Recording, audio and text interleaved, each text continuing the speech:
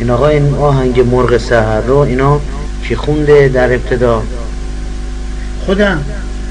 قبلا این مرغ سحر خودم خوندم، ولی چیزی که هست از بکنم که از من رفت، یعنی رو هوا رفت. در لارزار بودیم، در کوچه بلند یه باغ بود، باغ سهم دوله، 10 جایی بود. حالا یکی از باغ شاید مونده است که مثلا یه 600 مترش یه کنسرتی دادن به منفعت روزنامه ناهید اون عصر بود. از بکنم که روزنامه خوب نوشت، مثال بابا شمل دیدشندود. بابا شمل ها چیزای قشنگی داشت توش، خوشمزه بود. از بکنم که کنسرت به منفعت او بیدادن و اون کنسرت اساتید فن توش بودن. مرتضی خان محجوبی بود، مرحوم مرتضی خان محجوبی، مرتضی خان نیداود که الان هست، مرحوم سبا، مرحوم حسین یا حقی، مرحوم ارسلان خان درگاهی و آقایان دیگه بودن و مرحوم عارض خان زرب که اونم رتبه 6 داشت و وقت در نظریه بود. صدای دودونگ مثل ما خیلی گرم میخوند، تصمیم زربم خیلی خوب میگرفت، کمتر کسی بود مثل اون میگرفت که بعدا مرحوم حسین همدانی که اونم خیلی عالی بود، استاد بستر زرب. بله چی میگفتی؟ حسین همدانی که آقا غیر از این همدانیان این هستش که اون حسین تهرانی، حسین تهرانی هستش. چیزی پرستید شما این حرف زدن؟ این مرغ سحر رو گفتم کی از ابتدا؟ مرغ سحر رو من ماهور میخوندم. ماهورم یه قدری خوندم که بعد 2 سال زحمت شدم و در ماهور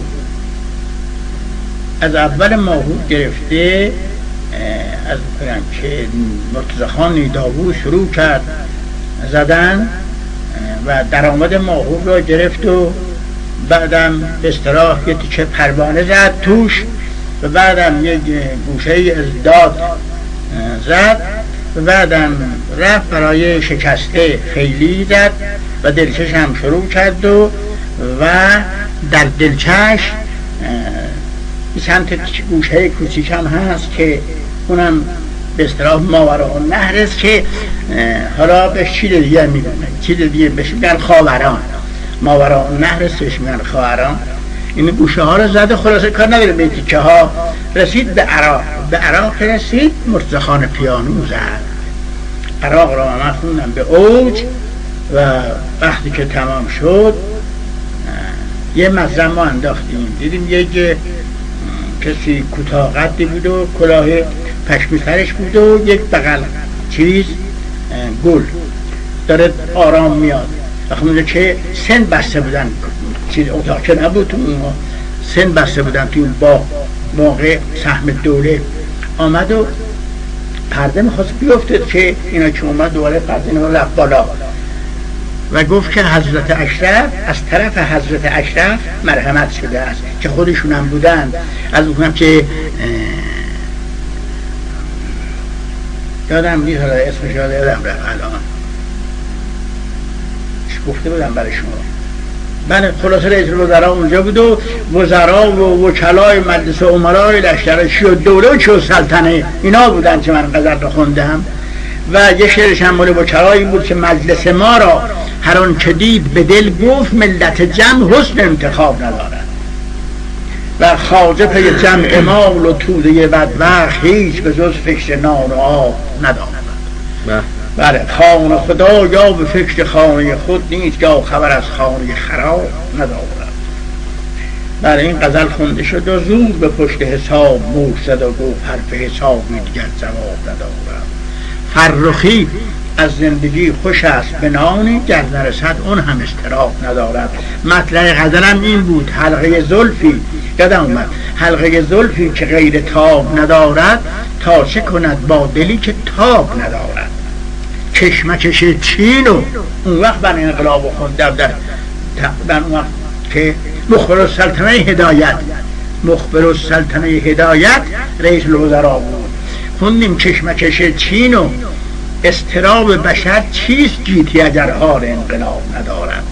و تا آخر که فرخی از زندگی خوش است به نانی گر نرسد اون هم استراب ندارد. غزل خوندیم و این گل رو آورد. گل که آورد گفتیم رفقامون رو بخندونیم. گفتم دوستان عزیزم این آقا گفت که حضرت اشرف مرحمت کردن این گل را، از طرف حضرت اشرف مرحمت شدن. خوب بود حضرت اشرف یه بشقاب اشرفی و بعد این گل رو مرحمت کردن که این گل با اشرفی باشه.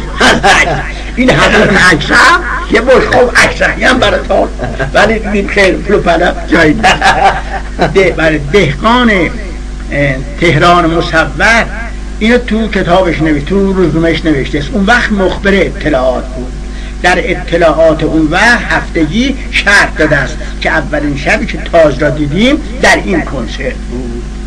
بله بعدن خودش تهران مصور احمد دهقان. بله اینم شرح کار کوچولو برنها و بعدن هم دیگه ما اومدیم اصفهان و دو سه روزم از ما سوال می‌کردن که غزل چی ساخته است در نظمی اون وقت، در غزل چی ساخته است و گفتم غزل مال مرحوم فرخی یزدی است. آقا مرغ سحر چه خوندین مال چی بود؟ مال ملک الشعرای بهار بود که خوندین. بله من این شعر را، این تصنیف را اول خوندم، بعد نمیدونم چی خونده است، نمیدونم قمر ملک وزیری خونده است یا ملک زرایی. اونا صفحه شده است مثل این که قمر. بله مثل قمر خیلی قمر خونده است و همون خونده است. ولی من که خوندم با اون آرزا که عرض کردم آرزای روان بخش خیلی خوب، دو دنگ خوب بخوند، ضربم خوب بگرفت، خیلی با هم خوندیم. دو ردیف بود به اصطلاح، دو سری بود، دو سری بود که مطلعش همین بود که خوندیم اون وقت، که این بود مطلعش که من نمیتونم هم درشم بود که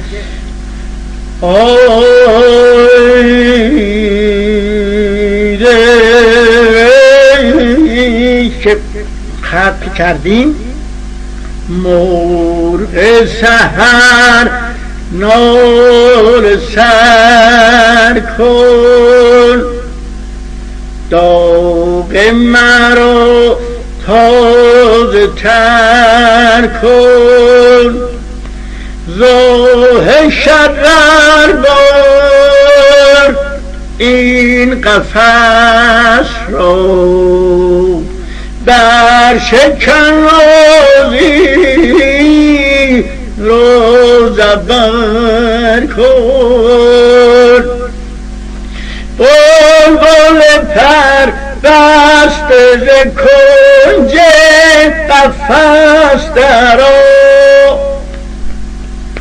نغمه آزادیه نغمه آزادیه نوع بشر سرا و شرری عرصه این خاک توده را پر شبر کن، ظلم ظالم جور سیاد آشیانم داده بر با، ای خدا ای فلک ای خدا ای فلک ای طبیعت شام ما رو سحر کن. شما های قدیان ایسه تردون که بخواید اینا حفظید، پس اینا نشون تا بعد بخونم باشم درسته هم مایست نام دلکش نام بهار است. نمیخوام که آیه قلیان بدونند خودشون بخونند، ولی صدا من حال خسته است. اول که چند شعر خوندم صدا حال داشت ولی حالا دیگه خسته شد. حالا من وقتی 2-3 دقیقه بخونم دیگه نمیتونم بخونم. نوبهار ای خدا فلک ای خدا ای فلک ای طبیعت شام را سحر کن. شما های قدیمان ایسه تردون که بخواید اینا حفظید، پس اینا روشون تا بعد بخونم باشم درسته هم مایست. نام دلکش نوبهار است. میخوام که آقای قدیمان بدونند خودشون بخونند، ولی صدا من حال خسته است. اول که چند شعر خوندم صدا حال داشت ولی حالا دیگه خسته شد. حالا من وقتی 2-3 دقیقه بخونم دیگه نمیتونم بخونم. نوبهار است گل به بار است، ابر چشمم ژاله بار است، این قفس چون دلم تنگ و تار است، شعله فکن شعله فکن در قفس آه آتشین، دست طبیعت گل عمر مرا مچین. جانب عاشق نگه تازگان از این بیشتر کن، بیشتر کن، بیشتر کن. مرغ بیدل شرح هجران مختصر کن.